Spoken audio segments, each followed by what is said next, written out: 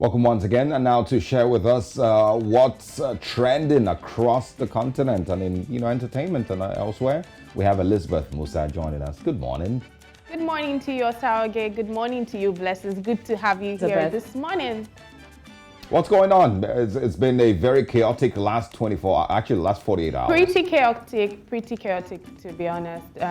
It's all about Davido's the unfortunate incident which happened on the early hours of Tuesday morning, and the social media streets have been in a state of confusion and sadness ever since the demise of Ifeanyi Adeleke, who happens to be Davido's son, broke out on the internet in the early hours of Tuesday. Several social media users and celebrities have been pouring out their heartfelt messages to Davido and his family. However, several other internet users and celebrities who chose to stay quiet on the internet have received a lot of backlash. Now, popular media personality Mr. Jollof, who happens to be on the receiving end of this backlash for not posting Ifeanyi Davido's son's demise on the social media page, had this to say. God will come, make sure say everything dey okay. I don't know how to express my own condolence, but I pray God give you comfort. But those people where they go online, they talk say Jollof not like Davido. Jollof, why you never post Davido? Jollof, why you never post Davido pikin wey die? The Adeleke family never come aside to issue statements say their pikin die. I believe say courtesy demands say una go respect the family privacy. Una don't know the use of social media, una just go on there, they post person pikin. I'm a father. God forbid say I lose my pikin tomorrow, now I go on there see una say na the show of love now, na they post my pikin on there. Una feel say I go happy. That is me. But when the incident occurred, I called people close to the family. I called so his number was not reachable. I could not call Israel because Israel just got married. I could not place such tragic call. I called Ubi Franklin.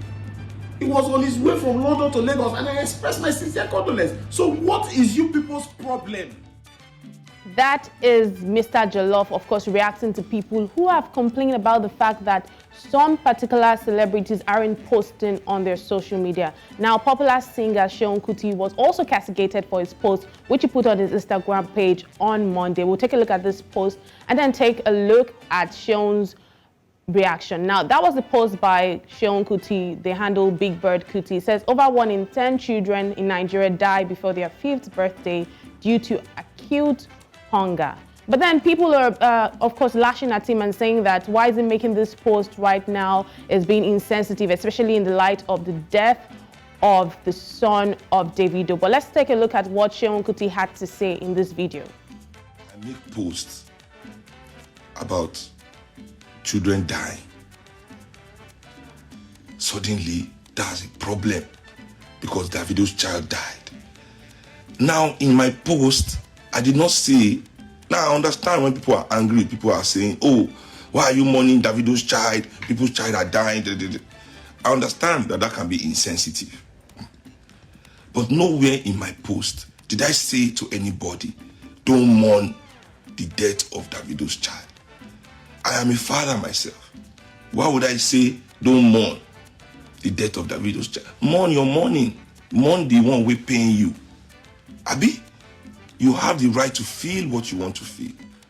But at the same time, don't tell everybody to feel what you want to feel. Well, the list of those trolled and those latching on this news is definitely endless. But let's stop here and take a look at some of the reactions which have trailed this story online. That comment is from Omar Sleek. Omar Sleek says, but why will people attack people for not posting the dead? While he was alive, did you post him? What's the essence of posting a dead person that while alive you didn't celebrate him or her? Let's take a look at more comments on this story. That comment is from Midas Piration. It says, but what's with all these folks giving press conference? Nigerians are interesting people, and there she is walking away. That comment is from Queen Jess. Queen Jess says, it's sad what happened to Baby Ifeanyi, but I don't think you should stop people for posting or talking about other things. It is well with Davido and Chef Chi, and rest in peace to take off and all the fire and flood victims.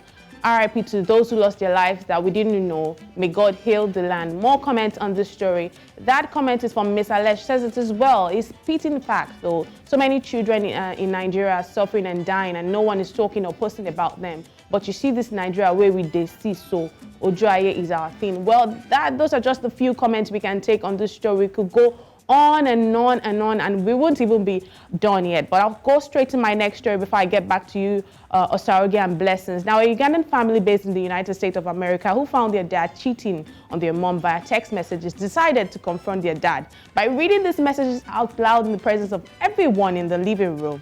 Now, that is a post that started, of course, this video making the rounds on social media. That post is by Fahad. Fahad says this kid checked their dad's phone, found messages between him and another woman cheating on their mom, confronted him as they displayed the messages for everyone to read in the living room. This is a Ugandan family in the United States of America. Let's take a look at the video. Be free for cramps. Some words in Uganda. Thought all this is in the good days. Ha ha ha. Just Disgusting! I should calm down. But I just take 3 days, 2 days. No, I'm not sitting down. She has the right to be upset. You can be upset, just don't be upset like don't some pictures, not good.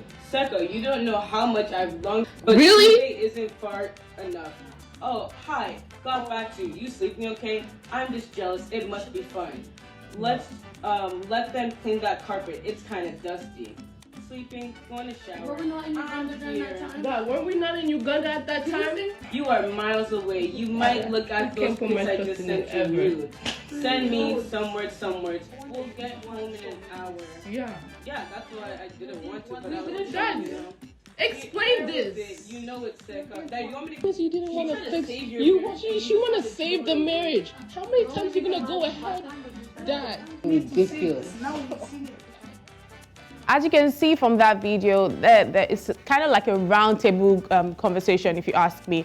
Now we have the father right there. We had the mom also, which was seated. We had the children, which were reading the messages from the phone of their dad, and they were reading it out loud. We couldn't take everything, but there were even so many inappropriate messages there where he talked about he was talking to the side chick and talking about the fact that she should send him nudes and, you know, all this type of things. And this video has been making the rounds on social media and has created a strong conversation on social media, as many people have whether commended the children for doing this in public. Some people are of the opinion that these children had no right to castigate their father like that in public. But we'll take a look at some of the reactions immediately. Comment is from David Hundain. David says, you are a product of your parents' marriage, yes, but not your parents' marriage. Your parents' marriage is not your marriage. And then he used the not in capital letter. It says, better let the married couple sort out their issues between themselves. You are a stakeholder, but not a shareholder like them. This can only end badly, period. More comment on this story. That one is from Ference. Ference says, if it ends badly because of the man. The kids should be sadistic or complacent enough to just watch their mom suffer endlessly. It's the kids that have done something wrong now. You say this can only end badly, like it's not already a bad situation. We'll take a look at more comments on this story. That comment is from Lagos cinematographer. He went on to say, only a weak man can be humiliated like this, no matter what the man might have done wrong. He owes the wife accountability, not the kids. It only shows how weak he is for his kids to stand up to him like that. And that comment is also from Dr. Richard. Dr. Richard says, why is he still sitting there? Is this an African man at all? Omo, I will just leave you all there and move away. Dear kings, our duty is to go into the world and multiply. Never let a woman hold you down. That's the African way. Who said that's the African way? But well, that's those are the posts I can bring to you from social media today. I must say it's been a very chaotic season. This week has been something else. There were many stories, but these stories were definitely making the rounds on social media. Osaroge and Blessings, I want to hear from you. First of all, do you think these children did the right thing? So it's quite unfortunate that these days social media has a very heavy impact on how people react to things. I mean, a few years ago or some years back, we wouldn't even be seeing the stories on social media. I think it's something, you know, when they say washing your dirty linen in public, I don't think that what they did was right. Yes, the man cheated, but really that is just I don't know, it's just really over the top annoying to see those kind of stories, and then to see people like defending the children's actions. To be honest, I mean, bad as it may be, it is an issue between the wife and the husband that they should sort it out. It's just utterly disrespectful for the children to come in and to come in like that. And that was just the tip of the iceberg. There was even so much more that we couldn't take on this show because it's a morning show. They said even so much more. And I thought, well, these children, I mean, their dad was definitely in the wrong, but coming out like this and saying it, I think it was very embarrassing, and then going ahead to even post it. If they did it in the house and didn't leak the, post it online, it's a different case. Then I'll be like, okay, it's in the family. But then he went on to even bring this whole thing out to the world. Now the whole world is seeing it on the continent, outside of the continent. I think it's... Well, I'll just simply say that I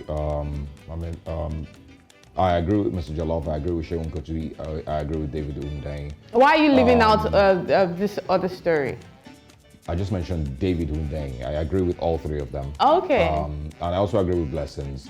One thing that people need to understand is once you share anything on social media, it stays there forever. Once the internet gets it, it's there forever. So it might be interesting in the interim and you might get the accolades at this point, but it will come back to bite you later. I also agree it's none of their business. Yes, they might seem like Voltrons, defender of the universe, defending their mom and whatnot, but it's still a marriage between their mom and their dad. And it's left for both of them to deal with their issues. If she feels aggrieved or feels like she may not want the marriage again, it's her decision, not those kids. It might be hard to swallow, but that's the truth. And also someone, I saw someone tweet something that simply went, marry someone who would help you hide your shame. No marriage is perfect. Infidelity, as difficult and as crazy as it might seem, it happens with marriages in both male and female, or in both genders. Women cheat, men cheat, or rather wives cheat, husbands cheat. It doesn't, for some people it might be a deal breaker, for others it really isn't. It happens. It's not, you don't go to prison for cheating. And so if they both cannot deal with this, then maybe they should call it quit. But it's really not in the place of those girls to suddenly be post their very intimate details. They said they're trying to help her save her marriage. Nah. She didn't look like she was. She didn't look wrong. And I also want to address the person who says, so you watch your mom suffer. She's not suffering. She didn't say she's suffering. They found out that the father has a side chick. The woman she didn't look like she was suffering. She's still enjoying her life. And I would also like to say this about the unfortunate incident of Ifeanyi's death.